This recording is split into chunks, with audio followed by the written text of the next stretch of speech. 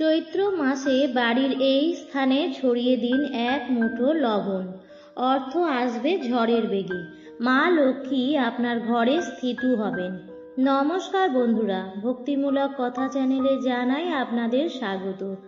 বন্ধুরা, আশা করছি ঈশ্বরের আশীর্বাদে আপনারা সবাই ভালো আছেন এবং সুস্থ আছেন। আজকের ভিডিওটিতে একটি খুবই গুরুত্বপূর্ণ বিষয় নিয়ে আলোচনা করব। আজকের ভিডিওর আলোচ্য বিষয় হচ্ছে লবণ বা নুন, যেটা আমরা প্রতিদিন খাদ্য হিসেবেই গ্রহণ করে থাকি। রান্নার কাজে একটি অপরিহার্য উপাদান হচ্ছে নুন। তবে আমরা অনেকেই হয়তো জানি না যে ঘরে নানাবিধ বাস্তু দোষ কাটানোর জন্য এবং গ্রহ দোষ কাটানোর জন্য লবণ বা নুন অব্যর্থভাবে কাজে লাগানো যেতে পারে। বন্ধুরা, আজকের পর্বে আমি আপনাদের সঙ্গে শেয়ার করব লবণ আপনার বাড়ির কোন স্থানে ছড়িয়ে দিলে আপনার সমস্ত বাস্তু দোষ দূর হবে এবং আপনার পরিবার থেকে সমস্ত রকম নেতিবাচক শক্তি বিদায় নেবে এবং আপনার উপর কেউ কোনো খারাপ কাজ করতে পারবে না। চৈত্র মাস শুরু হয়ে গেছে। বাংলা পঞ্জিকায় সব থেকে শেষের মাসটি হলো চৈত্র মাস। এর পরেই আসবে নতুন বছর। চৈত্র মাসেরও প্রত্যেকটি দিনই অত্যন্তই শুভ। অনেক বাড়িতেই এই চৈত্র মাসে মা লক্ষ্মীর বার্ষিকী পূজা করা হয়ে থাকে। তাছাড়া গৃহস্থ বাড়িতে চৈত্র মাসে মা লক্ষ্মীর পূজা অর্চনা করা হয়, যাতে আগামী বছর বিপদ আপদ মুক্ত হয় এবং মা লক্ষ্মীর আশীর্বাদে সংসারে সুখ শান্তি সমৃদ্ধির কোনো অভাব হয় না। তাই চৈত্র মাসে যে কোনো দিন আপনারা এই কাজটি করতে পারেন। চলুন বন্ধুরা, আপনাদের বলে দিই যে কিভাবে আপনারা লবণ ব্যবহার করবেন আপনাদের জীবনে এবং কি কি সতর্কতা অবলম্বন করবেন। তবে মূল পর্বে যাওয়ার আগে আমার সকল বন্ধুদের কাছে একটাই অনুরোধ করব যে ভিডিওটি সম্পূর্ণরূপে দেখুন। দেখার পর ভালো লাগলে অবশ্যই কিন্তু একটি লাইক করবেন এবং কমেন্টসে লিখবেন জয় মা লক্ষ্মীর জয়। এবং বন্ধুরা, ভিডিওটি শেয়ার করবেন আপনাদের নিকট আত্মীয় স্বজন বন্ধু বান্ধবদের সাথে। চলুন বন্ধুরা, আসা যাক মূল পর্বে। বন্ধুরা, প্রথমেই জানতে হবে যে ঘরে কি বাস্তু দোষ আছে। যদি ঘরে বাস্তু দোষ থাকে তা প্রমাণ করার একটি সহজ উপায় হচ্ছে, ধরুন আপনি বাইরে খুব ফুরফুরে মেজাজে আছেন, কিন্তু যখন আপনি নিজের ঘরে প্রবেশ করলেন তখন আপনার হঠাৎই মন মেজাজ খারাপ হয়ে গেল।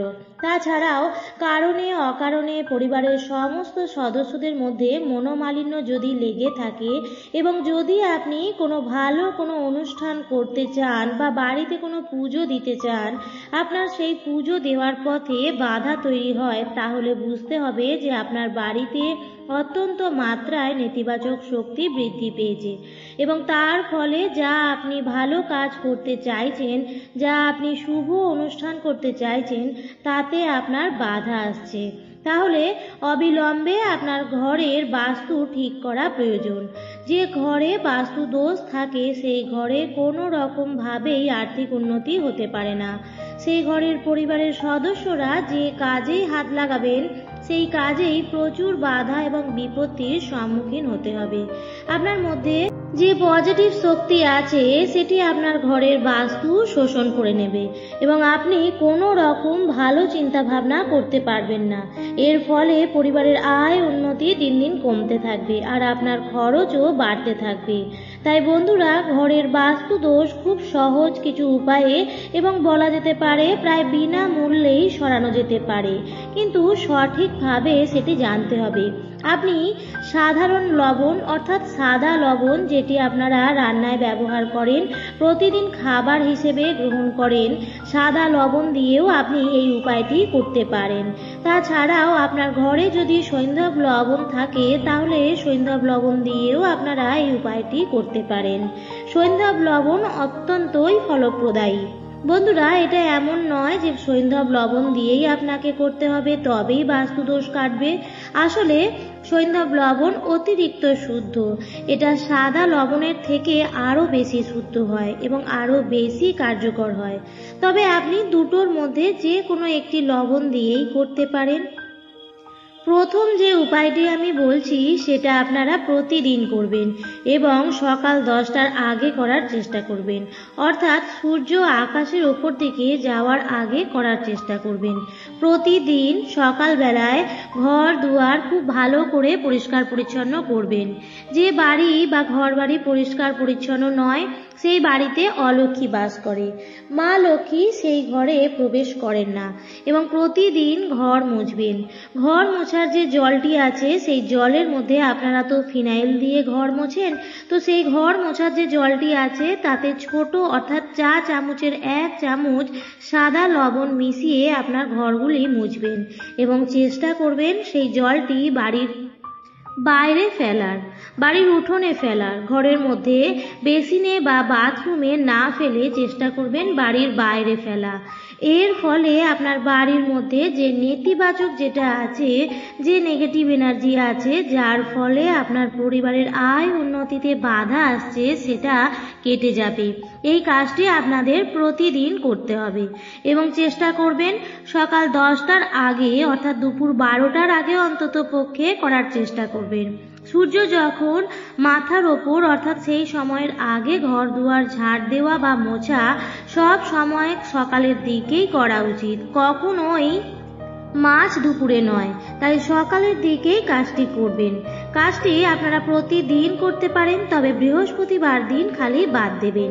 দ্বিতীয় যে উপায়টি আপনারা করবেন সেই উপায়টি করবেন আপনারা বাড়ির বাথরুমে। বন্ধুরা, বাথরুম এমন একটি জায়গা যেখান থেকে সব থেকে বেশি নেতিবাচক শক্তি বৃদ্ধি পায়। বাথরুম একটা ঘরের যে বাস্তু, যে নেতিবাচক শক্তির যে বিস্তার, তা কিন্তু বাথরুম থেকেই হয়। কিভাবে সেটি ঠিক করা যেতে পারে তার জন্য আপনারা মাত্র 2টি কাজ করবেন। প্রথম হচ্ছে একটি স্বচ্ছ পাত্র নিয়ে নেবেন। স্বচ্ছ অর্থাৎ ট্রান্সপারেন্ট কোনো কাঁচের পাত্র নিয়ে নেবেন।